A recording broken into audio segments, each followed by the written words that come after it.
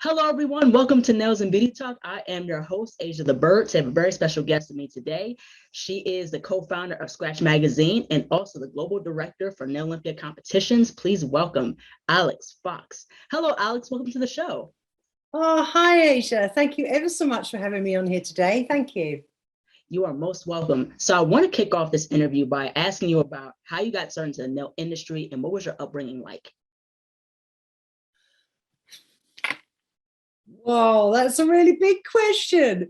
I had a really difficult upbringing and probably, I had a really difficult upbringing. So very stressful, very difficult, very hard work, and left me with a very wide experience from a very young age and a mission to accomplish things where I could be very independent and care for myself and look after myself. And yeah, I mean, it was an interesting time. But I ended up, I did have as a child an absolute mission to be a journalist or an English teacher. But the journalist was the most powerful one inside me. And I think I must have done a very good job of law of attraction, because back in the day, you did have to have a degree and you did have to be a certain level of intelligence in the UK to get even close to journalism. But I managed to walk away from school with four O levels. Two were English, one was maths and one was history. But I went to live, so basically I went to live in New York to be a nanny, be an au pair, and had quite a few bizarre and freaky experiences, to be honest. I was only 20 at the time, and it was a big city for a very little green girl like me. Oh my goodness.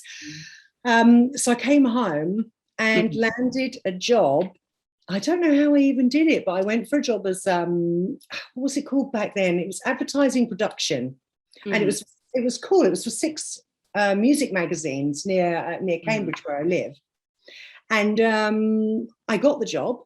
And it was absolutely fantastic. So I was in the publishing world and I was part of the art department, which was full of very cool and groovy people, some of which are still my friends today. And that was way back in 1990. Anyway, sort of I'll fast track a little bit. I went off to work for a diary company and I specialized in Nigerian style diaries. That was my thing. Bit weird. And then I got an editorial assistant job with the people I'd worked with previously. And it was for working on photography magazines. And so suddenly I found myself writing mini news stories about the trade side of photography. So portrait photographers, wedding photographers, all types of that kind of thing. And that's where I learned on the job to be a journalist with an amazing, I had an editor from Ireland, she was, Eileen Martin, incredible teacher, taught me everything.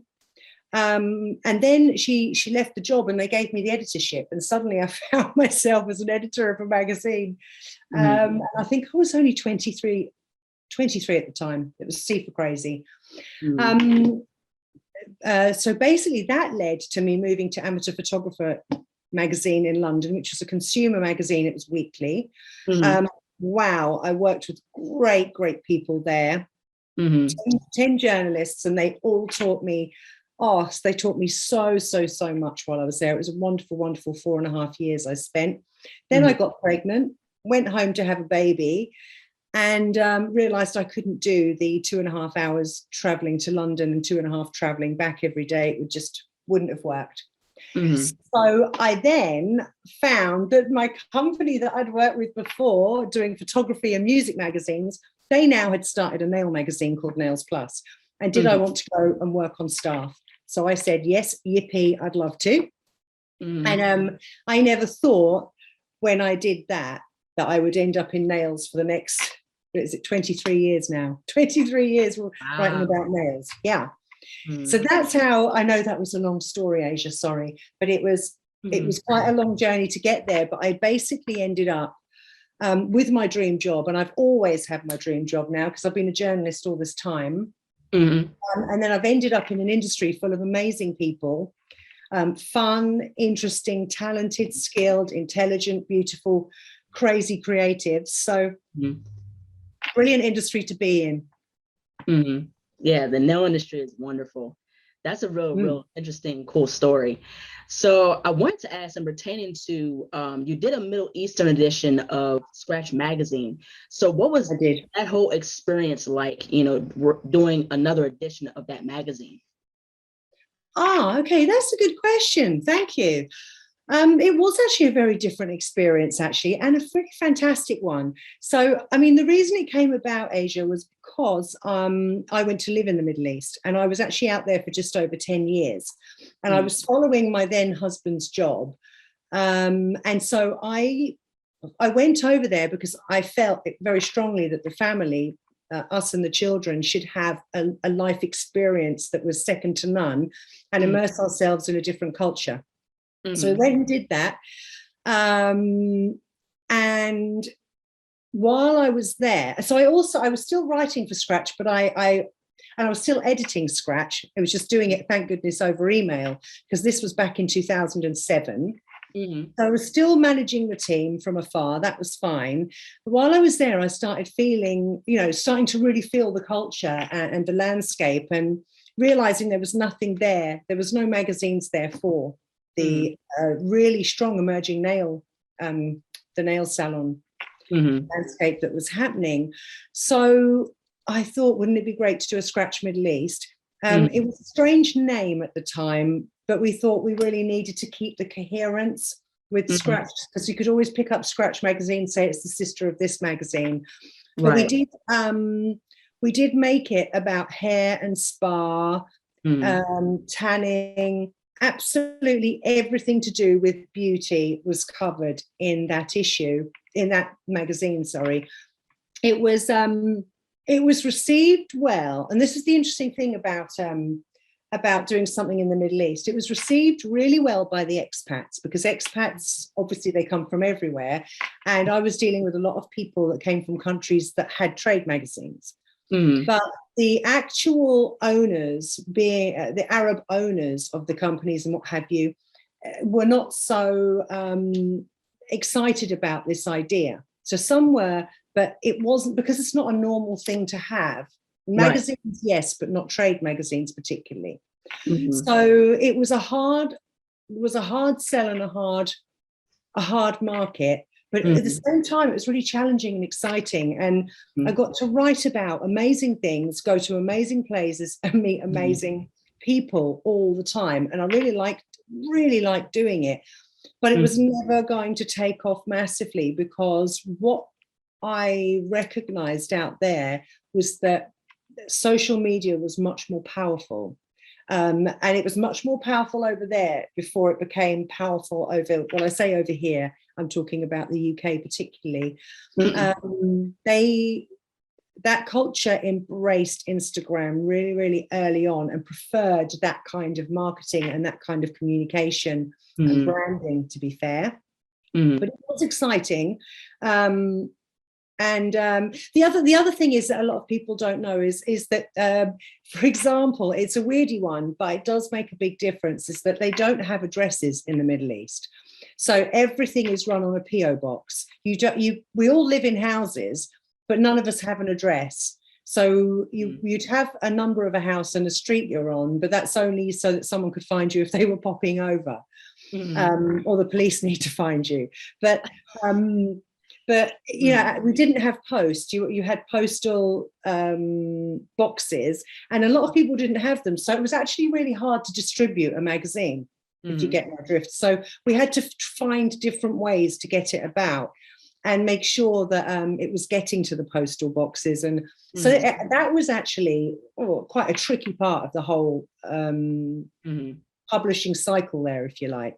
Yeah, that's a very interesting story, because I found that very interesting where you did this magazine, a Middle East edition, because it kind of reminds me a little bit of Vogue. Like you'll have like Vogue Japan or like Vogue UK and things like that. Have you ever thought about doing like that type of style, like Scratch, Japan, or Scratch USA or something like that? Well, to be fair, Asia, yes, lots and lots and lots of times. So we have actually done an Australia version years ago. And I think, so Scratch Australia, gosh, that was a long time ago, something like 2006 that happened. And that only made 4 issues because the people who had partnered with us in Australia weren't the right ticket for what we needed. So that fizzled out, which was a real shame, actually. I've hankered and wanted a Scratch USA for years and years and years and years, to be fair. But with the strength and power of Nail Pro and Nails magazines, it just simply didn't seem like the right thing to do, to go into a market that was already really well serviced and really well loved. And also, I was very respectful of the fact that Nails and Nail Pro had been around for so long, and it was their stomping ground. And I just don't feel, I'm not that kind of, the Scratch team are not kind of that way inclined to go and stomp on ground that isn't available ground, you know, it's not for sale.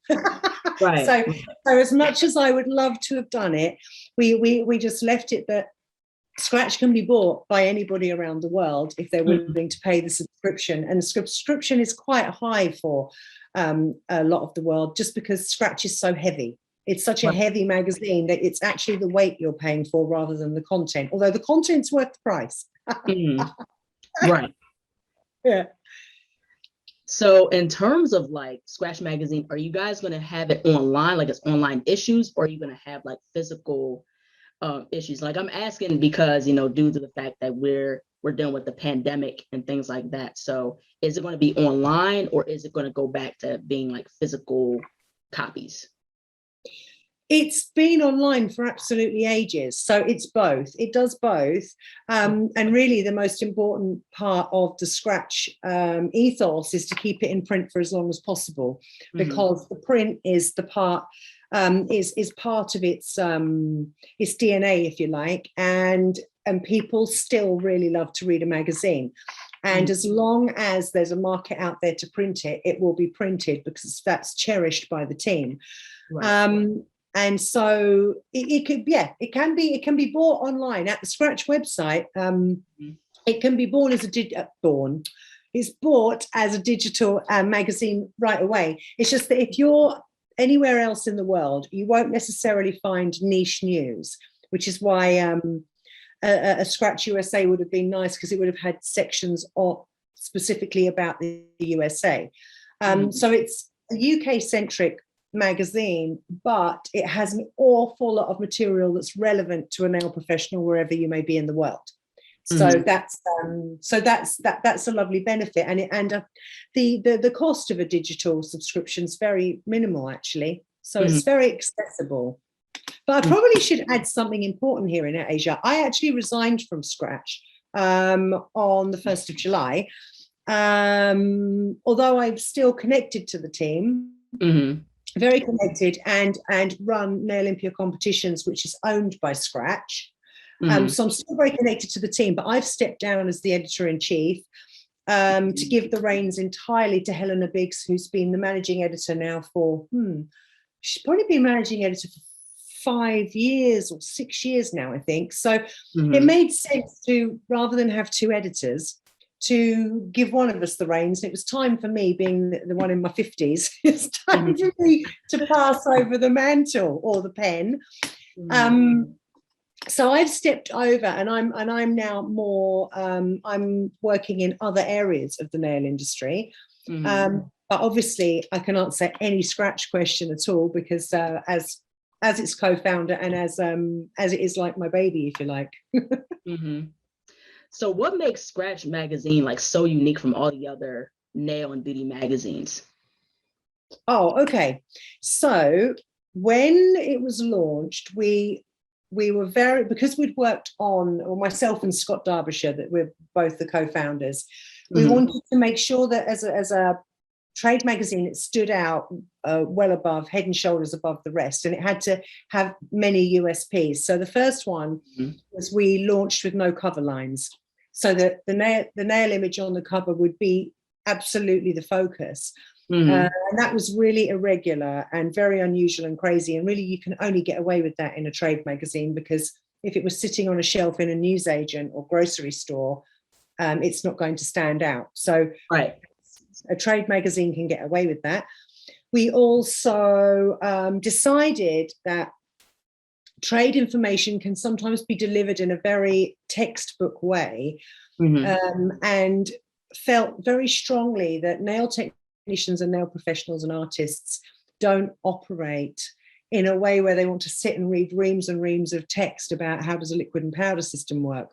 Yeah, nail professionals need the information, but they need it punchy, short, and exciting, and they need it visually stimulating and put into relevance and understood in that way. So we decided that it would be a trade magazine that should be styled as a consumer magazine to make, and kind of as if we were writing for the hair world, because the hair world was already in a funky space, as was the makeup world.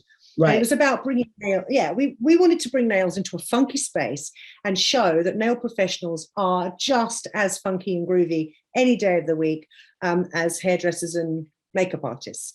So that was the other USP, that it would be visually stimulating, but still be very business orientated. Mm-hmm. Very well said. In terms of like the Scratch Stars Awards, because I know you guys held it as of recently. So what was the whole story behind coming up with this award ceremony to celebrate not only nail artists, but salon owners? Okay, that's another good question. Thank you. It was very clear to me because we in the UK, we have, I say rival, but it's a rival company, but we've all got competition. Our one is Professional Beauty. So it was a magazine and awards system. And we used to also have a magazine called Health and Beauty. They also did industry awards. And what was happening was, on both those awards ceremonies, there was one category called Nail Professional of the Year or Nail Technician of the Year. And it hit me that if you were a nail tech in the UK, you had an opportunity to get one award, and every other nail tech was going to go for that. So how could we make it more easier to actually showcase the skills out there? And it hit me that if you just had awards dedicated purely to the nail industry, then you could break down all the categories, and you could have your top gel polish tech, your top liquid and powder, your top UV jet hard gel, mixed media, etc. And also, I mean, obviously taking that lead, that wasn't an original idea. That's coming again from the hair industry, because hair had been doing it for a long time. And it hit me, why wouldn't we do that for the nail professionals? And we had the idea a long time before we actually pulled it off, because we had to wait till the UK industry was ready for that concept and idea, and that the market was in a bouncy, buoyant, beautiful space, so that the brands would embrace it. Because obviously, to run something like that, you have to have those trophies sponsored in order to create an event of that magnitude. So it was definitely a case of wanting to celebrate every aspect of the nail industry through the people that live in it and work in it. Most definitely. Now, in terms of the beauty industry, in terms of the nail section, what is the difference between like the UK and compared to the rest of the world? Like, what's the whole difference between the UK and the entire globe? That's a really hard question, Asia. That's a really super hard question, because I find that rather than saying what's different about the UK to all markets, I would say that I haven't traveled extensively, but I've traveled quite a lot. And I find that every country has got what I call its own nail culture. So, if you want to go to Australia, they're doing their nails and they're styling them and running their salons absolutely their way.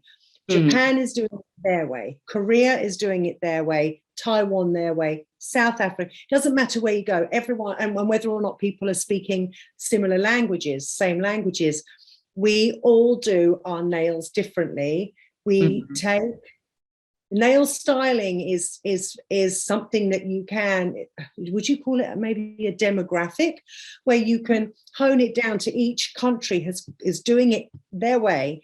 Right. And also, you know, you can go around the world and find that some countries really, really, really love UV hard gel. Other ones prefer to stick in the liquid and powder sector. I mean, everything is everywhere, Right. but certain countries prefer certain systems. So I can't really answer that the way you'd like me to, other than to say every country does it its own way. And by the way, that's fascinating in itself, because I find that really, really, really interesting to see how different the nail cultures run wherever you go. Most definitely, especially like in Russia. Like, I love how they make like those different like nail shapes, like, or Europe as a whole. Like, their artistry is absolutely amazing. It is like so cool, you know, alongside with Japan and Korea. Like, they do like so much intricate detail.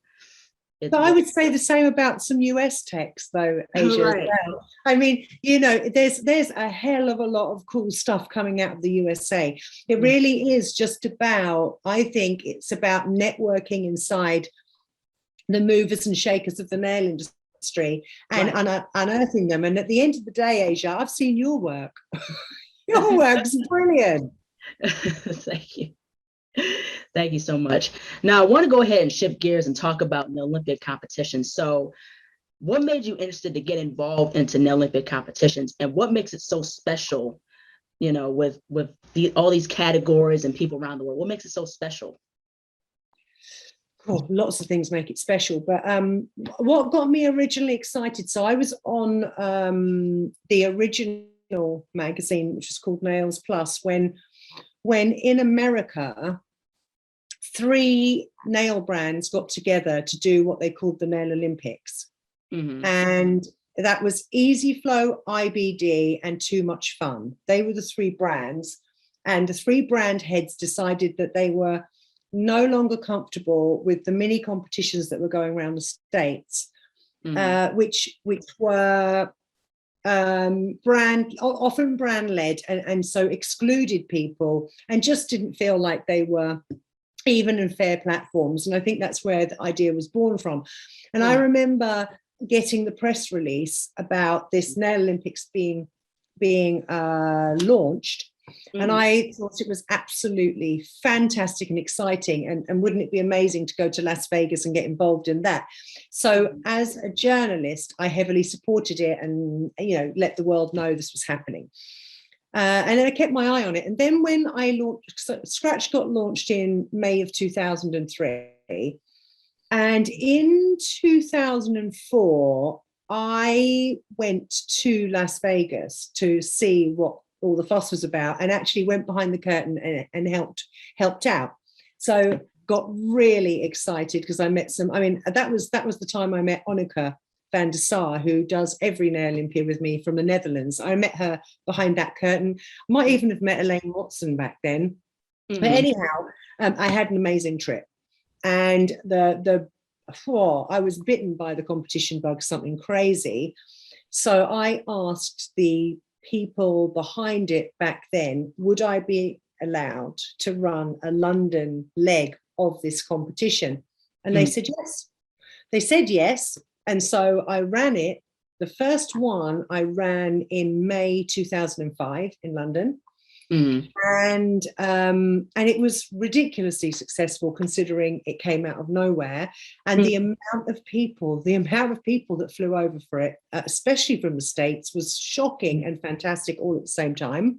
Anyway, it was so, when I say successful, embraced by really like top class. I mean, we had Tom Holcomb, Alicia Romando, Tom Bajcik, David Fowler.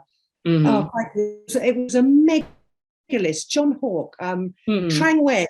It was a ridiculous list of people that were actually on that competition floor making that happen, and it was sensational. And so I've done it ever since.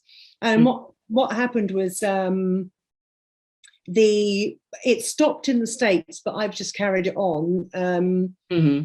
I've carried it on in London, and obviously it's moved and it's been held in Canada, Orlando, Estonia, Australia.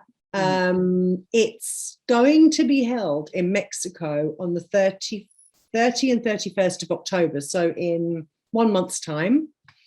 And we're in talks with Germany right now. So exciting times, definitely. And obviously I'm doing the online one, which was born from the pandemic. Because in fact, if Nailympia London would have been running on Saturday, Sunday and Monday of this week coming. So it's the second one I've had to postpone, which is very, very sad. But it's embraced globally.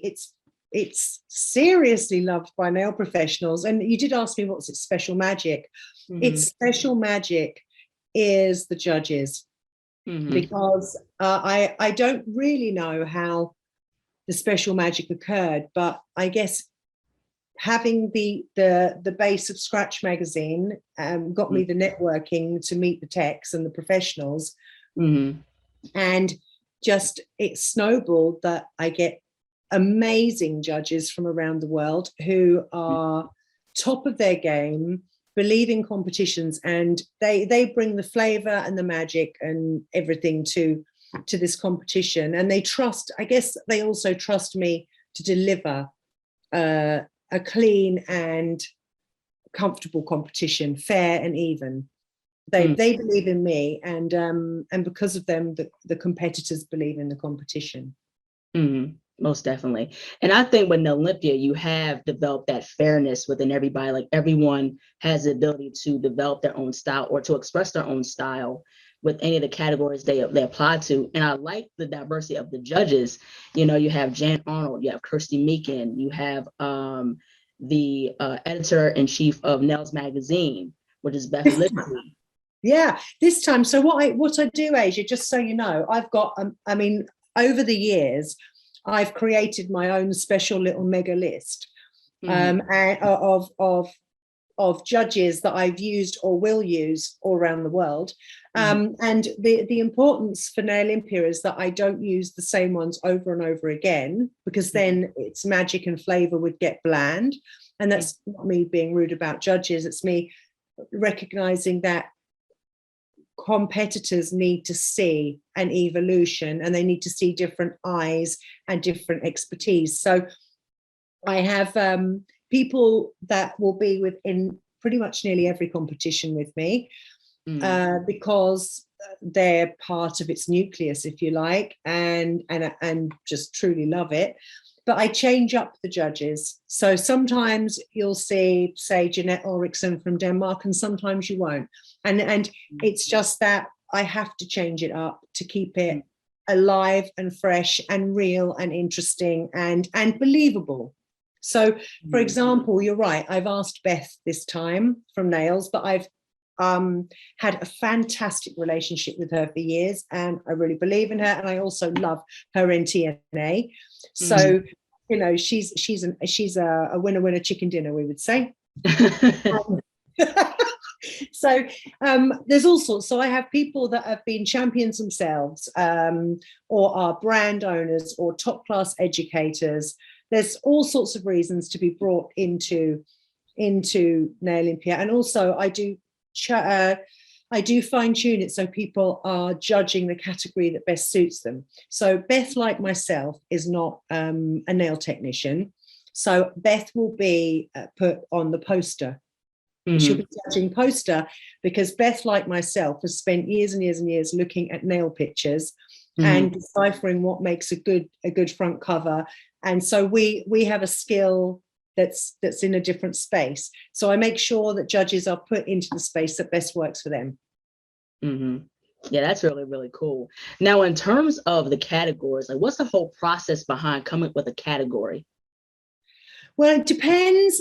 So the categories are a reflection of the evolution of the industry. So, you know, once upon a time, there was no gel polish category, obviously. And as soon as gel polish became the industry staple, the game, it game changed and did everything it did. It was clear that we needed gel polish on there. So that was brought in. And then it was a case of, okay, so we've brought gel polish in, but what do we want them to do with it? Because, gel polish, it's a bit of a, okay, paint a nail. I mean, it's a difficult one. So that's why we asked for a red and a French, or a floral and a French. So we jazz up the idea that you're going to do gel polish, but we need to stretch you in the gel polish genre. And so that's why lots of these are about, that's why I put themes on some of them, because there's no point running, do nails for cover of an album, keep doing country music. That's just boring. So obviously I've done country music, and I was stunned at the amazing nails that were done for that one, by the way. I was really, really thrilled at that. And then I thought, well, it's time for soul music. Let's get Soul Train. I did happen to be watching some episodes of Soul Train back from the 60s one night and thought that would be a good theme. So that's why we chose it. And so it's just a case of, for example, which one is it? Invent a nail shape, which I think is a brilliant idea. And I came up with that one because in 2020, I watched so many people invent nails across Facebook that I thought, in these lockdowns, people are really, they're taking the dragon nail and they're doing something else with it entirely. And thought, that would make a really good category. Let's tell them to invent nail shapes and see what comes about. Right. And then in this second one, I thought, well, Helena, the editor of Scratch, she super, super loves peacocks.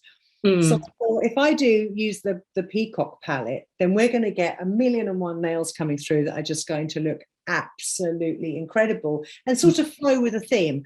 And I think also you need these themes sometimes just so that you can edge people's imagination, titivate and push people's imaginations.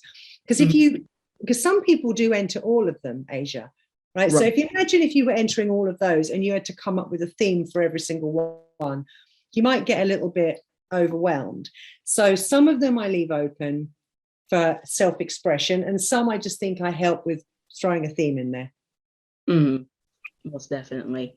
Now, in terms of like some of the categories, I like the flat art and the mixed media, because I think those are very interesting, because for this year it's pop art for the flat art, but you always keep the mixed media as like a free type of theme. Yeah. Now in terms of like categories, like what would be like your favorite category that you love seeing? Like what is like your favorite category that you find the most interesting?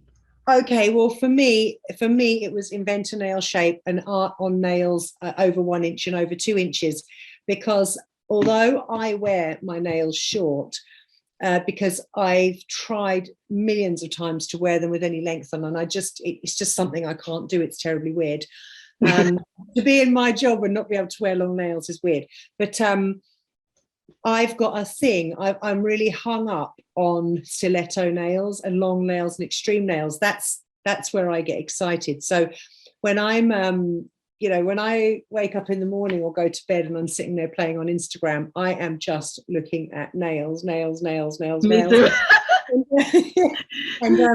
But I get excited about the long nails and the art on top. And for me, it's, I can't really explain it. I don't know where this weird obsession came from that I can look at nails but then not be wearing them. It's really strange, but that's what excites me. I like to see the long nails with the art on top, and I super love that. Have you seen, Asia, that French that came out? I think it's like 2 years old now, but where it came with the 3D French, where it was the layers of French. It's just, absolutely incredible. And I don't know where it was invented, but I think it may have been mainland Europe, like Poland or somewhere. Incredible design, where it's you're looking at a French and I can't explain it, but it's got some depth to it. So it's a beautiful nail style. Like if I looked at a picture, I would recognize what it is. And the thing is, I like looking at the long nails too. Like a lot of these nail techs, like from Europe and from Asia create these like these extremely long nails. Like the person that I love their long nails, the extreme nail shapes, is Koska Bohana from Serbia. And Yes. I think she's judging this year, isn't she? Yeah, because Bojana's on the list from Serbia. Yep, she definitely is, because if anybody's going to be on invent a nail shape, it had to be Bojana. Yeah, that's perfect.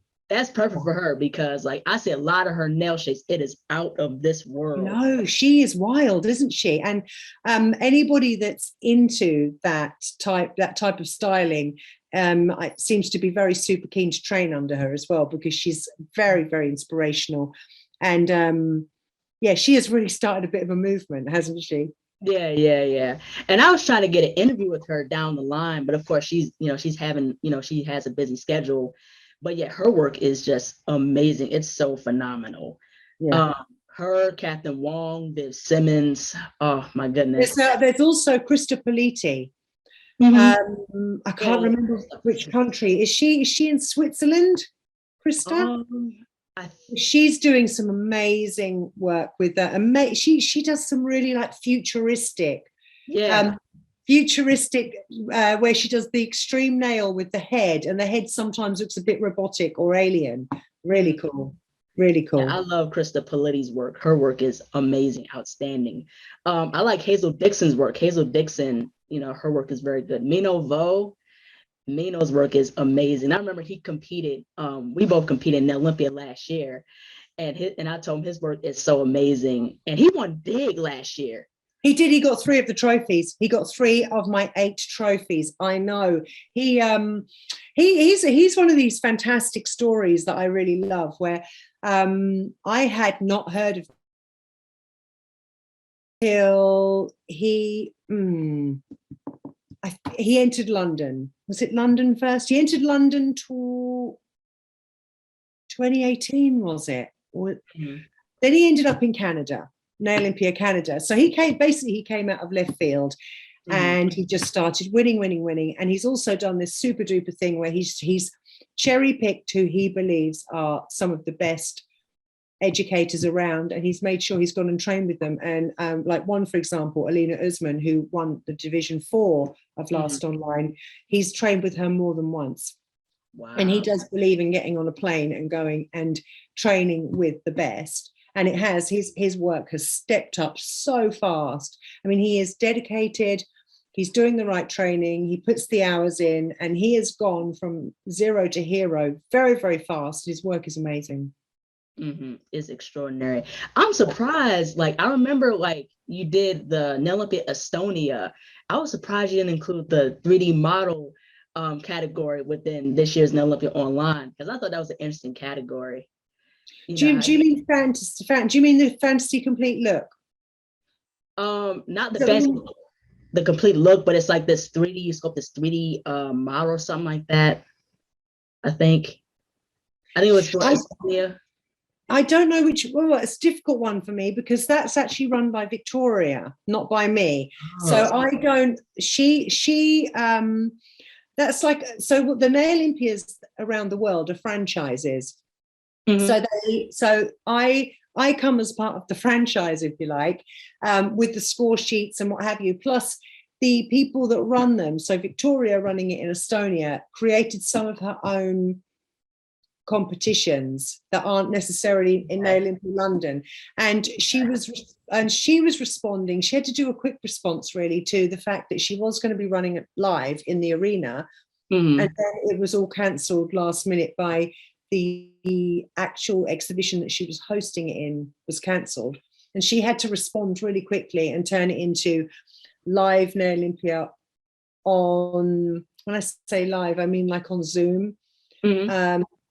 Which was very complicated, to be fair, as well as submissions. So I'm not sure which one you're referring to.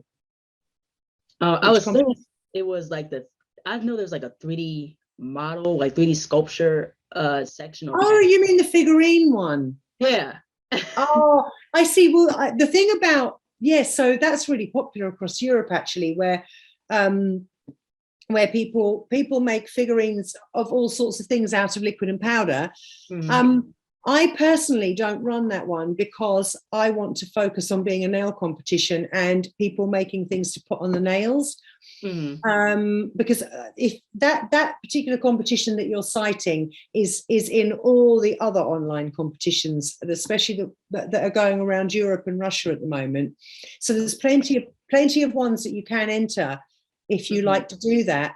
My feeling is that you could, I like the idea of always being something to do with a nail. So that's why personally, if it's down to me, it won't be in a Nailympia. Oh, okay. Because I mean, if we do a fantasy, you can put whatever you want and sculpt whatever you want and put and stick it anywhere on the body and preferably on the nails. And you can do that obviously with mixed media, although I do have that rule that says it can't be more than 1/4 of an inch off the nail. So that can be a bit of a put off because then you're doing everything in miniature. Right. Now, in terms of like the other Nailympia competitions, like Nailympia Orlando and Mexico, are you planning to do a Nailympia live section for those places, or you're just doing it mainly on like a physical competition floor? We're trying to keep Nailympia as an arena-based competition with the online coming out of head office, if you like, because I've already invested in the incredible the system that I use for online, which is submissions, not live and Zoom, but I have created, or I've asked a gentleman to create for me this incredible website portal where you can register, pay, submit, and the same portal becomes the judging portal where the judges go in, and this system can then add up all the scores. It can then also work out which people have gone into more than one, so they're going for the trophies. It does absolutely everything. And there isn't a system that matches it. So I'm not entirely sure I can actually, because it's run by my website guy himself, it can't even be used anywhere else. So we're continuing with the online idea for coming out of headquarters and keeping arenas live. That's what we want to do, is want people to be back in competition spaces. But, you know, I think it won't be long before we can come up with solutions, though, Asia, because I run, I know this is a bit off kilter, but this is really interesting. So I run something called Nail Safari, which is an event I run with Marion Newman and Jenny Nippard, where we are going to have 40 nail technicians come and do 5 days of intense education on a zoo, but obviously inside a building on a zoo. And we've been speaking to a company called Ravair, and he's actually got units. He's taken on units very, very recently that are going into the ceiling, and they use UVC and they kill COVID. They kill every single virus, including COVID-19, to the point where you can be sitting next to somebody who has COVID and you can't catch it because everybody's being sanitized by this incredible light. And it kills it on surfaces and in people and what have you. So I know what's beautiful, we've only just found this out, is that we're going to be running a completely COVID-free, COVID-safe event in November, which is incredibly exciting, cutting edge, and, you know, brand new. I think it's the first event in the UK that's going to be like this. So I imagine that we know the technology's out there. We just need the governments to start doing what they need to do, get the message out there and get the units in, and people will be back in arenas and back in safely back in exhibitions. And, you know, it's just a matter of time really, and getting the message out there.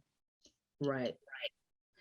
So you also have another thing that you're running called Nail Safari. So tell us a little bit about that.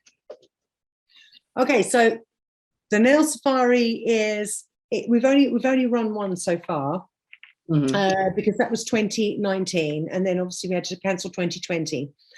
But because the UK is open now, we're all out and about again. I don't know what the percentage of double jabbed we are, but we've got a high percentage of double jabbed in the UK. So our schools are back. We're all getting on with life. So we're running our event in November. It's actually hosted on my family zoo. So my father owns and runs a zoo outside Cambridge. So that's how the idea came about, is that zoos don't get massive amount of visitors in the winter. So we thought, wow, wouldn't it be great if we were to use one of the buildings that isn't necessarily being used? Right. Because there's not massive visitors there. Shall we run an education event? We did one. It was really successful, really, really fun. Loads was learned. It was just a really immersive, beautiful nail experience. So this time around, we've got 12 educators across 5 days. Minovo being one of them. We've got Pavan doing henna, Fee Wallace from CND, Charlie Jepson and Jenny Nippard from Glitter Bells, Sam Biddle, Katrina Leith and Hazel Dixon from HD Professional, Belinda Price from OPI, Georgie Smedley from Jellish, and Andrea Ignat Simona. So we've got an absolutely insane amount of amazing nail techs doing a wide plethora of education. And then we do some fun things that I can't really reveal because it's, because they're the little special touches we do. But we obviously may find it important that we're doing on a zoo. So we do some special little things that are zoo related. So it's just, if you love animals and you love nails, it's a great week. I love them both. I'm a huge fan of nails and animals. Now you need to come to the next one, Asia. November 2022. Is that on Zoom or is that in London? It's real life, and it's on my zoo. It's on my zoo just outside Cambridge. Oh, okay. It's real.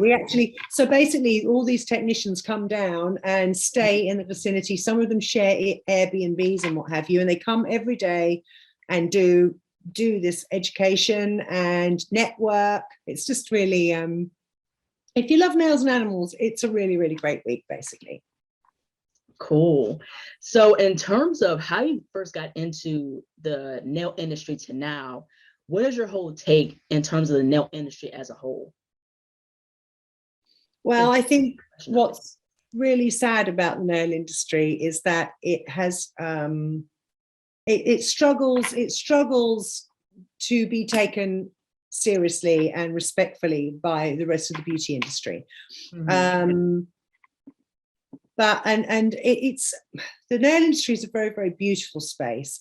It seems to me to attract a specific kinds of people, because the nature of the job means that you can work at home, you can choose to work from home, be mobile, what have you. You can be. It certainly attracts people with high anxieties and what have you, because it's a safe, comfortable job where you can be full of self-expression and creative expression, earn a good living, but not have to go into environments where you feel uncomfortable, office spaces or even salons, to be fair. So, if you've experienced bullying or you've, whatever people's reasons people have got a lack of confidence or what have you, it's an industry where you can make a good living and choose the way you work yourself in it. You can also obviously work in it when you have a young family, which is brilliant. So I feel it's a superb industry that has many, since I've been in it, so many more avenues and jobs have appeared, like brand ambassadors and session styling and going and, it's world's your oyster now with nails. Once upon a time, the makeup artist would put the polish on an ad campaign or editorial, and now you actually have the nail professional coming in and dealing with that side of it. I also found many years ago that the nail industry has also protected a lot of people, and I mean from I started finding out about people. It's a crazy one, really.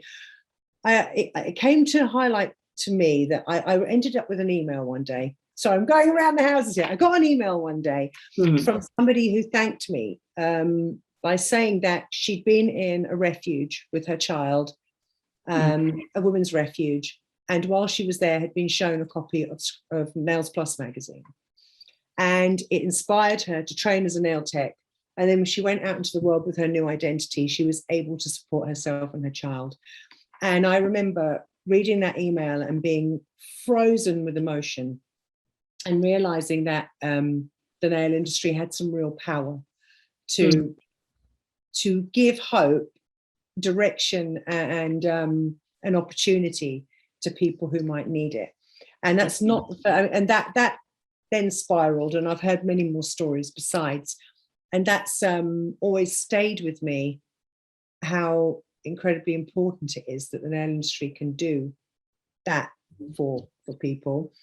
Nail industry as a whole has evolved so much. I'm worried now that there seems to be a boom in online education rather than in-class education, and people actually doing the basics of understanding anatomy and physiology and the chemistry behind the products. And that's knowledge that's essential in order for you to go and actually play with people's fingers.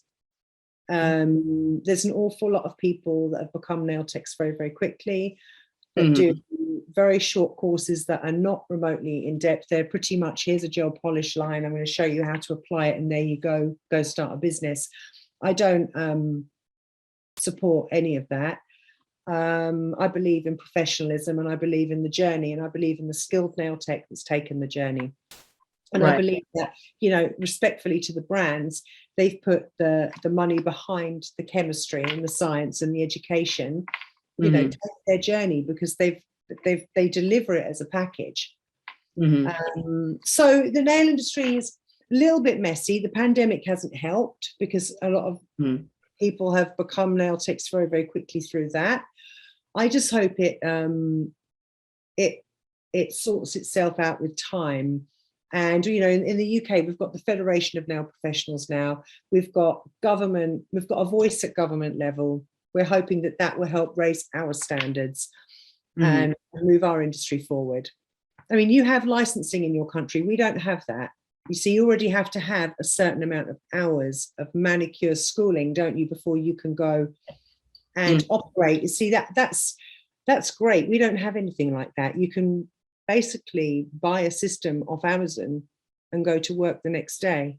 In the UK, it's not okay. Yeah, and I remember I interviewed Chantel Vermont. She runs the Clawgasmic network, and she said the similar thing, like, you guys don't have like licensing to where you have to accumulate a certain amount of hours like here in the US where I'm at. So, you know, I think even then, I think in terms of with the accumulation of hours, you know, especially where I live in the US, I think the education, like how you said, is, you know, should be more in depth about like safety, sanitation, about the chemistry of, you know, different products, and understanding different clients and how to take care of clients in a more proper way. And I think that's truly important. And I think especially with the beauty industry, of course, I think I would say in terms of the fashion industry, I think us as nail artists are getting more shine now, and nails has become so big with, you know, different fashion designers ranging from the Blondes to Gareth Pugh, and different designers collaborating with nail artists and nail techs to do these cool nails.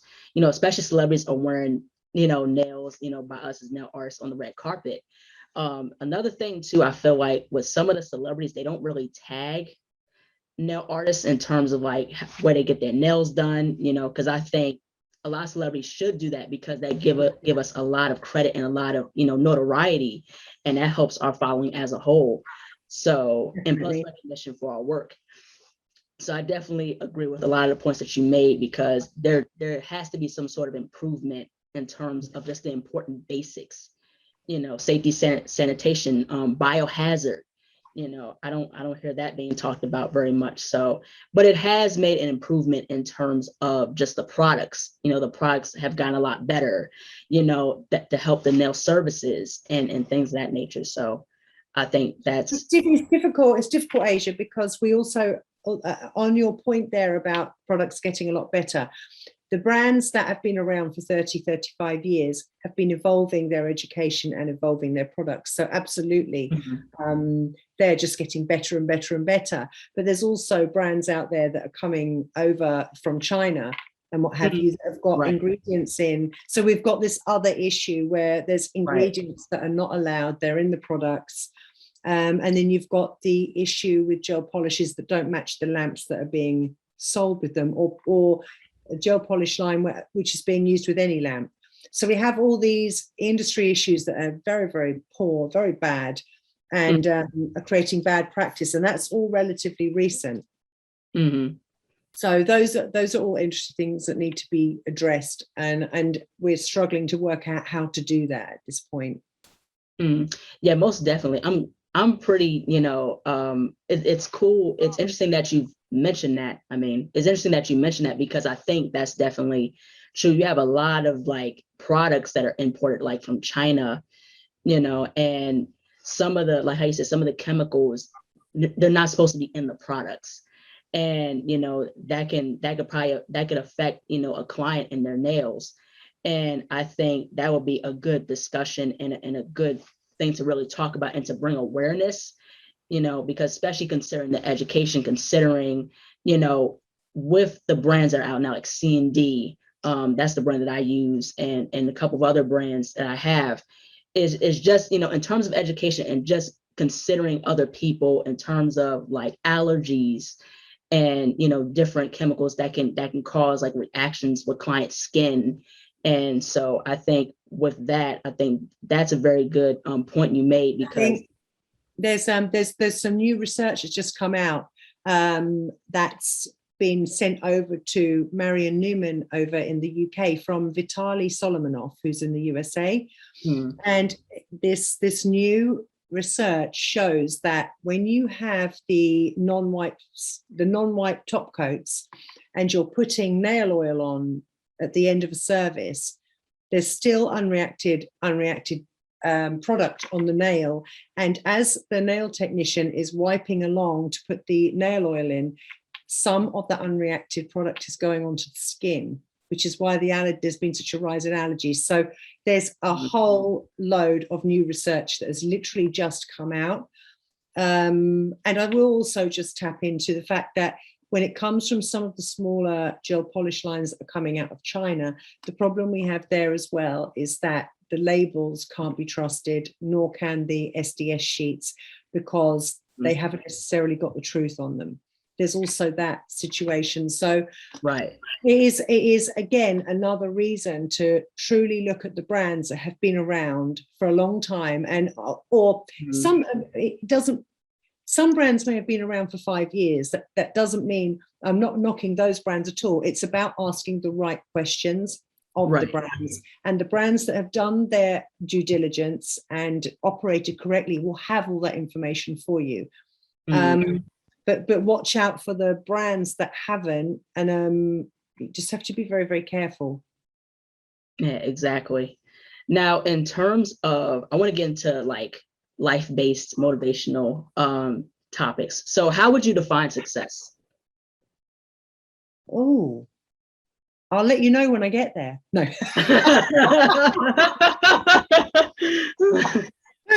I think success, it depends how you mean. As a human being, I feel hugely successful because I have many, many friends. I smile most days, and I'm in a beautiful relationship, and I've got great children and a fabulous family. So I feel like a very, very successful human being. Plus, I love my job. So, I mean, I have normal life, lots of normal life niggles, like unbelievable, but I don't let them get me down for very long, because generally my success for me is about the people around you and how you enjoy them, and the space around you. So I think that's success. When it comes to the sort of business side, I think it's success is devised on honesty, truth, authenticity, balance. You know, you can't just spend your whole life at work, and you can't spend your whole life not at work. You have to have this beautiful balance where you bring the best of yourself to work, and you have the hours that you're there, you're giving the best of yourself to it. If you believe in what you do, then you're going to give it your best shot. If you're going to spend your working life hurting other people so that you can enjoy success, then you'll surely find out at some point that there is no success or rewards to be had from that. So I think it's about being authentic and choosing your path because you really believe in it. Yeah, Do absolutely. what feels right. Don't do it because it's something to do. Right, exactly. And another thing too is preparation meets opportunity, because you don't know what opportunities can lie ahead for you to progress to the next level. And like, for example, like when I did Nailympia, that really, gave me, notoriety, and just to help me like introduce like my style of art. So, I think, it's seizing those different opportunities, like same thing with NTNA, or just finding like different aspects of interest, things that interest you, and just to go for it. That's what I've learned. I would say, Asia, on that point, anybody I have met who has had the balls, if you like, to compete, because it takes a level of confidence and a belief in oneself to actually decide to go down the competition route. And I would suggest that anybody, the beautiful thing about online competitions is you can compete without having to be in an arena, without having to, if you're not ready to face the live competitions, then online is absolutely perfect. But I would say there's not a person I know who hasn't benefited from entering a competition, be it that they've met people, networked, be it that they've upped their skills because of the time they spent actually focused on that nail work. It can only benefit you. Plus, if you're doing it correctly, then you're going to be telling your clients, I'm really excited. I'm actually entering this competition in Orlando, and I'm doing this one in Seattle. And there was one in Russia I entered the other day. Your clients are going to support you and get behind you and be excited for you. So then it's a talking point. It's a way of showing that you're investing in yourself and your skills. That can only make your clients excited, and they'll be rooting for you. So there's a million things. Of course, if you end up winning, then that's another whole level, because careers can change and be made from walking around with a medal, Right. and getting yourself to that level. That's really, really exciting part for people, that people's lives have been changed. I know certainly from my 3 global champions, which are Lena Kurak of Poland, Joanna Banderska of Poland, and Madeline Wolf of Sweden, their lives changed dramatically the day after they won the Global Cup, because they've stood there with that cup saying, I'm pretty much the best in the world right now. I am the best in the world. And that's when brands get excited. Exactly. Yeah, I heard of Joanna, and her work is amazing. And I was like, wow, she won 159 trophies and medals. That's crazy. She's got a crazy amount of medals and trophies, absolutely crazy. But she's a shit hot tech. She's amazing at what she does. Yeah, absolutely amazing. Now, how would you define the legacy of Scratch Magazine as well as Nailympia? I don't really understand the question, to be fair. Legacy wouldn't that mean like in years to come? Yeah, like years to come, or what impact did you want Scratch Magazine and Nailympia to have? Okay. I would like to think that both of those entities have brought people together, definitely have raised profiles. I know for a fact that in my career, I have watched people come from nowhere, and I've watched their careers go through a path to all sorts of fantastical places. And I know that Scratch and Nailympia have been part of their journey and their pathways. So I know that the legacy of both of those entities is helping build careers, helping put people in the places of power that they should be, supporting people, giving people the information they required at the right time, bringing people together, bringing like-minded people together, and in a way that celebrates. I mean, I like to think that in a world that can be quite cruel and unkind in many ways, I cherish the fact that the way I've done it, it's always been about celebrating people's successes and positives, caring for and nurturing people when they need it, when life isn't being too kind, but always it's about celebrating the nail professional and the industry. Most definitely. Very well said. And last but not least, where can people find you on social media? Oh, okay. So obviously at Nailympia Competitions, if you're interested in, so this is Instagram, at Nailympia Competitions, if you are interested in anything Nailympia is doing. And that's also Nailympia Competitions on Facebook. My personal, which is just me, if anybody's interested, is at Alex Fox Cambridge, because it turns out there's loads of people called Alex Fox. I was really disappointed when I found out. I was really surprised so many people have my name. But wow. I know loads of people. So Alex Fox Cambridge is my personal. I've got at Nail Safari, if you're interested in seeing the bits and bobs of what we do with that project. And I'm working with Alicia Romando on at glossary_live, which is also going to be a website launching in about a month's time, which is www.glossarylive.com, where a resource for nail professionals will open up. Mm-hmm. Well, that's great. Well, thank you so much for taking the time out to be on the show. I love your insight and knowledge about the nail industry. I think, some of these discussions need to be had. I think you do make a great impact in the nail industry, with the platform of Scratch and as well as Nailympia. So it's incredible to see that, you're about inclusivity and you're about embracing different nail art styles. So I think that's really, really cool. So I think, this is really, really something that people can be inspired by. So thank you so much. This has been a great opportunity. Oh, Asia, thank you so, so much. How lovely to be asked to be interviewed. I really, really appreciate it. Thank you for your time. Thank you. Take care. Hello, everyone. Thank you so much for watching. Please like, comment, share, and subscribe to the channel. Be sure to click the bell for notifications. Also, follow me on my social media platforms and visit my website, ASIATHABIRD.com, and be on the lookout for more interviews to come very soon. Take care and stay beautiful.